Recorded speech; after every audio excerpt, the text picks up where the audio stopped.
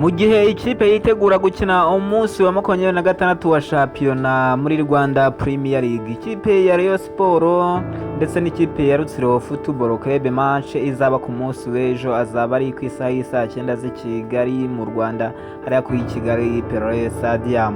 Ni umukino wa shampiyona, mbibutsa ko iyi kipe ya Rutsiro FC ariyo iherutse gukubitwa na APR Football Club ku munsi wa 25 hariya kuri Stade Umuganda hariya mu karere ka Rubavu. Rayon Sport nayo ikahatsindira ikipe ya Etincelle ibitego 2 byose ku busa, 2-1 sorry.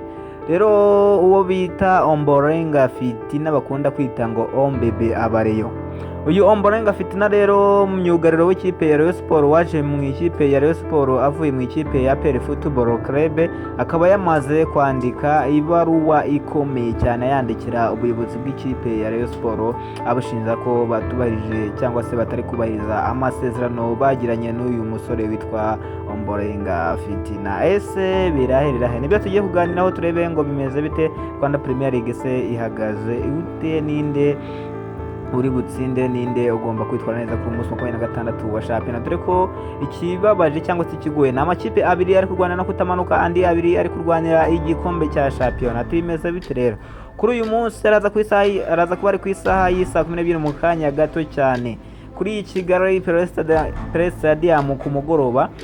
Ikipe ya APR Football Club iraza kwakira ikipe bakunda kwita ngo ni murumuna wabo, dore ko nayo ari ikipe y'ingabo z'igihugu zirwanira mu mazi. Iyo kipe bayita Marine Football Club ikinira hariya mu karere ka Rubavu kuri Stade Umuganda.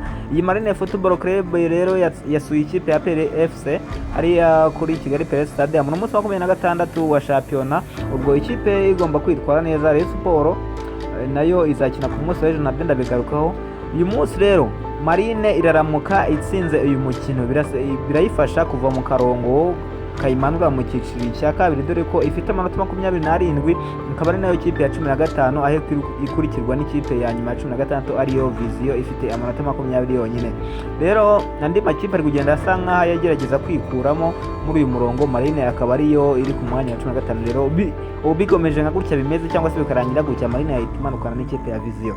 Rero iyi Marine irasabwa kwitwara neza imbere y'ikipe ya APR Football Club, nubwo bitoroshye kuyitsinda hano i Kigali. Rero ikipe ya APR twaboneye kuri Rayon Sport ejo bundi ku gikombe cy'amahoro yari imeze neza, ari ikipe ifite imbaraga, ari ikipe ifite guhuza mu kibuga, ifite abakinnyi bashoboye, ifite abakinnyi kabisa bibirangire nagawe na Jagwan ati abakinnyi bakina African ni abakinnyi bakomeye cyane kabisa, ba Shejibri Ouattara n'abandi bakinnyi bagiye batandukanye nka ba Gilbert. Rero uyu bita Ombolenga Fitina twigarukiye muri byo muri APR byo byasobanutse nyine ku munsi ku isaha y'isa 12. Amatike yo mwayabonye yagiye hanze, hari itike y'igihumbi, hakaba itike ya 3, itike y'10, itike ya 20. byo mwamaze kubibona kabisa mu kanya. Match turayijyaho. APR FC ubwo nitsinda uyu mukino iraza guhita irara ku mwanya wa mbere by'agateganyo itegereje match y'ejo Rayon Sport na Rutsiro. Rero sasa ati bimeze bite? Ombolenga Fitina ni umukinnyi w'ikipe ya Rayon Sport wavuye muri APR Football Club akerekeza muri iyi kipe, yanditse ibaruwe ikomeye cyane yandikira ubuyobozi bwa Rayon Sport abubwira ati ndasaba ko twasesa amasezerano bitewe nuko ibyo twemeranyije ntabwo mwabimaye, ntabwo ndi guhemberwa ku gihe. Ibyo ni bimwe mu byavuze. Ikindi amwe mu mafaranga yo muri recruitment twumvikanye ntabwo ndayabona. Ibi ni ibintu yavuze mu magambo make cyane kabisa. Ombolenga Fitina ashinzwe ubuyobozi bw'ikipe ya Sport ko butari kumuha amafaranga ku giti ku ruhande rwe, kandi atari no gukina muri iyi minsi. Mbibuze ko atari no kubanza mu kibuga, dore ko ku mwanya we hari gukina Serembogo ari Omari ku munsi w'ejo. Birumvikana neza cyane uyu mukinnyi ntabwo yakifashishwa ku munsi w'ejo, n'ubundi ari kuzana ibibazo nk'ibi ngibi cyangwa se ari guteza ingarungu asezere muri iyi kipe cyangwa se asesa amasezerano, kuko nimba yamaze gusezera we nta nubwo yakongera gukina. Ashobora kuba yabonye indi kipe cyangwa se ashaka gushaka indi kipe ku ruhande rwe, bitewe n'uko ari kubona muri Rayon Sport bitari kugenda. Ntabwo ari gukinishwa, dore ko baretse kuba baburetse kumushyira mu kibuga bitewe n'uko babonaga atari kugira forume nziza cyangwa se atari kugaragara neza mu kibuga bitewe n'uko yari amaze iminsi atitwara neza. Bavuga ati ni ukubera gukina wenda imikino myinshi akaba ariyo mpamvu afite umunaniro, reka tumureke aba aruhutse nk'uko baruhukijeho bita Nsabimana Aimable, ariko Nsabimana Aimable bamuruhukije bitewe n'uko bavuga ko ari mu bakinnyi bagiye barya ku mikino itandukanye Rayon Sports yagiye itsindwa, bikavuga ko yaba ari Nsabimana Aimable, Ombolenga Fitina n'abandi bakinnyi batandukanye nka Bugingo Hakimu ngo bagiye bitsindisha ku mikino igiye itandukanye Rayon Sports yagiye itsindwa muri shampiyona.